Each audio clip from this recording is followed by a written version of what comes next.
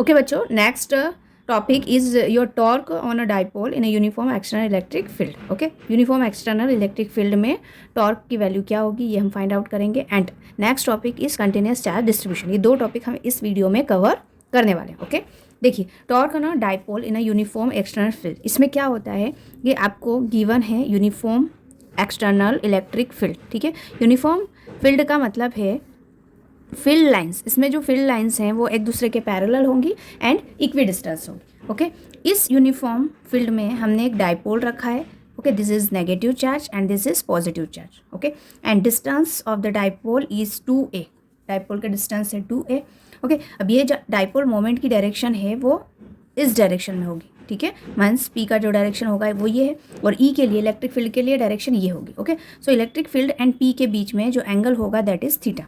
Okay, theta is the angle between electric field and dipole moment. Clear, ये जो भी मैंने एक्सप्लेन किया है वो आपको लैंग्वेज में लिखना है। ठीक है, लैंग्वेज में आपको लिखना है सारा एक्सप्लेनेशन, तभी आपको फुल मार्क्स मिलेंगे। ये जो टॉपिक है टॉर्क, ये एक्चुअली 3 मार्क्स का टॉपिक है। ओके, तो इसमें आपको डायग्राम ड्रॉ करना है, पॉइंट्स लिखना है जो अभी मैंने एक्सप्लेन किए, and then mathematical term. Okay, अब देखिए अगर मैं इन दोनों चार्ज के ऊपर फोर्स की वैल्यू फाइंड करूँ तो पॉजिटिव चार्ज के लिए फोर्स ऑन पॉजिटिव चार्ज पे जो फोर्स होगा, ठीक है, that is equals to plus Q into E, क्योंकि इलेक्ट्रिक फील्ड यहाँ पर है तो हमें इलेक्ट्रिक फील्ड के फॉर्म में फोर्स को लिखना पड़ेगा। ठीक है, इलेक्ट्रिक फील्ड का फॉर्मूला आपने पढ़ा है, E is equals to force on a unit positive charge. Okay, तो यहाँ से फोर्स हो जाएगा F is equals to Q into E, वही हमने लिखा है पॉजिटिव के लिए positive, and for negative force on negative charge. Okay, force on negative charge तो माइनस क्यू ई। अब आप नेट फोर्स निकाल सकते हैं यहाँ पर, तो ये जो आपका डाइपोल इस एक्सटर्नल फील्ड में रखा हुआ है इस पर फोर्स लगेगा। ओके, दोनों फोर्स की वैल्यू जो है वो आपने यहाँ पे लिख दी। अब net force on a dipole, net force on dipole, net force dipole के लिए क्या होगा, तो net force means F net is equals to, ये वेक्टर फॉर्म में ही लिख रहे हैं आप, क्यू ई, प्लस का क्यू ई है, okay, and minus Q E, so force is 0, तो नेट फोर्स आपका क्या मिलेगा, 0।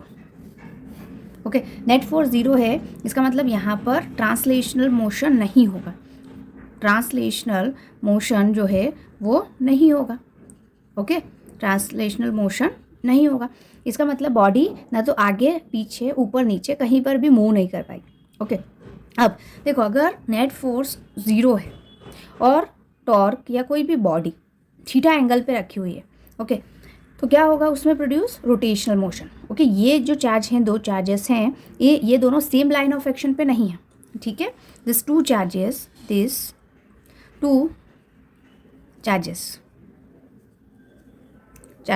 ठीक है,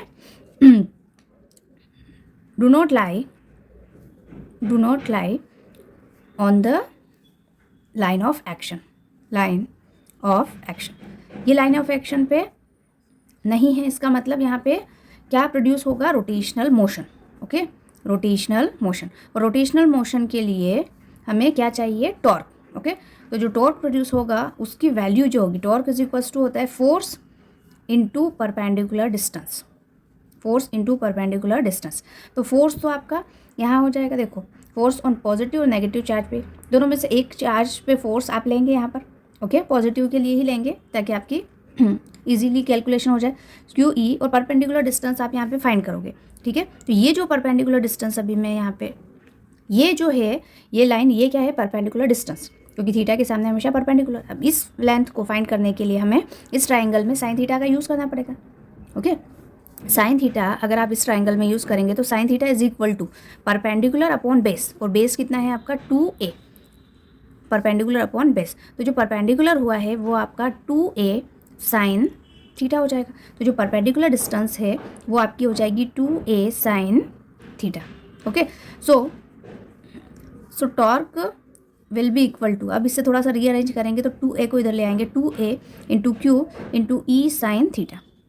okay, 2aq is the dipole moment, so dipole moment into electric field into sine theta, this is the main formula. ठीक है, और इससे आप इस तरह से भी लिख सकते हैं, टॉर्क अगर वेक्टर फॉर्म में लिखें तो A B sine theta, A cross B होता है, क्रॉस प्रोडक्ट में साइन थीटा आता है, तो पी क्रॉस ई होगा। ठीक है, याद रखना ई क्रॉस पी नहीं लिखेंगे, यहाँ पर नेगेटिव साइन आ जाएगा। अगर आप ई क्रॉस पी करने जाएंगे तो यहाँ पे नेगेटिव साइन आ जाएगा। तो पहले आप dipole moment and then electric field का मल्टीप्लिकेशन करें। ठीक है, अब यहाँ पे 2-3 केसेस हैं। केस नंबर फर्स्ट में अगर आप देखेंगे, if theta is equal to, theta की वैल्यू अगर 0 डिग्री पुट कर दी, थीटा की वैल्यू अगर आपने 0 डिग्री पुट कर दी, देन टॉर्क क्या हो जाएगा, 0, टॉर्क की वैल्यू 0। ठीक है, and theta is equal to 90 degree put कर दी, तो टॉर्क की वैल्यू क्या हो जाएगी, मैक्सिमम, सो पी ई हो जाएगा। ठीक है, ये मैक्सिमम वैल्यू मिलेगी आपको। ये दोनों सेम डायरेक्शन में है तो दोनों इस तरह से सेम डायरेक्शन में, electric field and dipole moment. Okay, ये इलेक्ट्रिक फील्ड है और डाइपोल मोमेंट का डायरेक्शन ये है, दोनों के बीच एंगल 90 डिग्री। ठीक है, और थर्ड कंडीशन हम ये ले लेते हैं 180 डिग्री। 180 डिग्री पुट करेंगे, then torque is equal to minus P E, और ये वैल्यू है मिनिमम आपका। ठीक है, मीन्स इलेक्ट्रिक फील्ड इस डायरेक्शन में और इसके अपोजिट पी है, डाइपोल मोमेंट। ठीक है, तो ये आपका डाइपोल टॉर्क है। टॉर्क का जो एसआई यूनिट है, एसआई यूनिट क्या हो जाएगा, force into perpendicular distance, force into distance, ये क्या होता है, एनर्जी का यूनिट, और एनर्जी का यूनिट क्या होता है, जूल। ठीक है, तो टॉर्क का यूनिट न्यूटन इंटू डिस्टेंस भी हो सकता है, जूल भी हो सकता है। तो एसआई यूनिट हो जाएगा न्यूटन इंटू मीटर एंड या और जूल। ठीक है, ये एसआई यूनिट, और डायमेंशन फार्मूला जो है वो आपका हो जाएगा ml² t-2। क्लियर, ये टॉर्क के बारे में सारी चीज़ें। अब देखिए कंटिन्यूस चार्ज डिस्ट्रीब्यूशन, आपके पास 3 टाइप के डिस्ट्रीब्यूशन हैं। एक तो है लीनियर चार्ज डिस्ट्रीब्यूशन। ठीक है, लीनियर चार्ज में क्या होगा, एक लाइन के ऊपर सारे चार्ज डिस्ट्रीब्यूट होंगे इस तरह से, पॉजिटिव मान लो, नेगेटिव भी हो सकता है, पॉजिटिव भी हो सकता है। ओके, और ये जो पूरा लाइन है, इसको मतलब लेंथ को तो हमने एल लिया है, लेकिन यहाँ पे अगर आप स्मॉल एलिमेंट कट करें तो ये मान लो कि डी एल है। तो इस पर जो स्मॉल अमाउंट का जो चार्ज है, उसके charge density, linear charge distribution में जो क्वांटिटी हम यूज़ करते हैं, linear charge density. Okay, linear charge density, और इससे हम लैम्डा से डिनोट करते हैं। और लीनियर चार्ज डेंसिटी होता है charge per unit length. Okay, small charge है तो dQ/dl, लेंथ L हो गया। ठीक है, और अगर टोटल की बात करेंगे तो lambda is equals to Q/L। तो ये Q/L लेंथ के रिस्पेक्ट में अगर आप चार्ज देखें तो ये हम लीनियर चार्ज डेंसिटी में देखते हैं। ओके, इसका यूनिट क्या हो जाएगा, यूनिट बताइए, यूनिट हो जाएगा चार्ज का कूलम और इसका मीटर, सो कूलम पर मीटर। क्लियर, अब ये 1 डायमेंशन, ये किस में होता है आपका 1 डायमेंशनल स्ट्रक्चर में। क्लियर, तो ये आपका लीनियर चार्ज डिस्ट्रीब्यूशन हो गया। अब एरिया चार्ज डिस्ट्रीब्यूशन या डेंसिटी। ठीक है, डिस्ट्रीब्यूशन मतलब चार्ज को हम इस तरह से एरिया में डिस्ट्रीब्यूट कर रहे हैं, तो इसके लिए भी हम डेंसिटी फाइंड करेंगे, और इससे आप सिग्मा से डिनोट करते हैं, किससे, सिग्मा से। ठीक है, एरिया में क्या करते हैं हमने सपोज एक रेक्टेंगुलर शेप का एक स्ट्रक्चर लिया और इस स्ट्रक्चर को छोटे छोटे पार्ट्स में हमने डिवाइड कर दिया इस तरह से। ठीक है, ये एक जो पार्ट है इसका एरिया मान लो DA है, और इस पे चार्ज, इस पूरे पे चार्ज है Q। ओके, और इस स्मॉल एरिया पे जो चार्ज है वो मान लो DQ है, क्योंकि स्मॉल अमाउंट का चार्ज होगा, स्मॉल एरिया है, स्मॉल अमाउंट का चार्ज।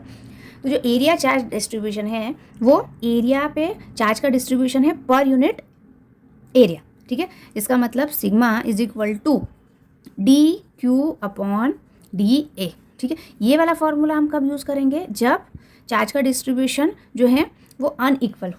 ठीक है, मतलब वेरिएबल टर्म में, ये हम वेरिएबल टर्म में यूज़ करेंगे, and this is use for constant का मतलब हर कहीं पे आपका लेंथ सेम होगा तो हम ये वाला यूज़ करेंगे। ओके, और अलग अलग लेंथ में अगर चार्ज की वैल्यू डिफरेंट है तो आप ये वाला फॉर्मूला यूज़ करेंगे। ठीक है, ऐसे ही सिग्मा के लिए भी ऐसे ही होगा, तो sigma is equals to Q/A।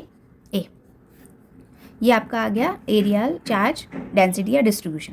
Okay, इसका यूनिट क्या होगा, हम ऐसा यूनिट की ही बात कर रहे हैं जो भी कर रहे हैं, तो इसका यूनिट हो जाएगा कूलम पर मीटर स्क्वायर।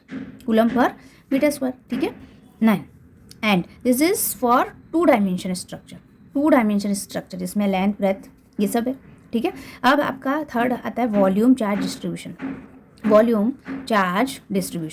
ओके, डिस्ट्रीब्यूशन और डेंसिटी। तो वॉल्यूम चार्ज डिस्ट्रीब्यूशन या डेंसिटी में आपका ये है कि ये जो रो है इसे रो से डिनोट करते हैं, और यहाँ पर आपका 3D स्ट्रक्चर आएगा, यानी कि आप क्यूब को सपोज कर सकते हैं कि ये आपका क्यूब है, और ये जो क्यूब है ये भी छोटे छोटे पार्ट्स में डिवाइड है। ओके, तो ये जो पार्ट है छोटा सा स्मॉल पार्ट, इसका जो इस पर जो चार्ज है DQ एंड इसका जो वॉल्यूम है वो आप DV ले रहे हैं। ओके, ये कौन सा स्ट्रक्चर है आपका 3D। ये है आपका स्क्वायर या रेक्टेंगल ले सकते हैं आप, रेक्टेंगल, ठीक है। ये आपका सिंपल एक स्ट्रेट लाइन या सिंपल लाइन है, और ये आपका है क्यूब। ओके, क्यूब क्या होता है 3D स्ट्रक्चर, ये 2D स्ट्रक्चर होता है, और ये 1 डायमेंशन के लिए हम लीनियर लेंथ को यूज़ करते हैं, लाइन को। चलिए, अब ये जो वॉल्यूम चार्ज डेंसिटी है इसको हम डेंसिटी जैसे मास अपॉन वॉल्यूम होता है ना, वैसे ही यहाँ पर चार्ज अपॉन वॉल्यूम हो जाएगा। ओके, सो DQ/dV। ओके, ये वेरिएबल के लिए, एंड Q/V, ये V फॉर वॉल्यूम, तो ये आपका जो हो जाएगा वॉल्यूम चार्ज डिस्ट्रीब्यूशन। ठीक है, इसका SI यूनिट हो जाएगा कूलम पर metre cube. Clear? So this is all about the distribution. Okay.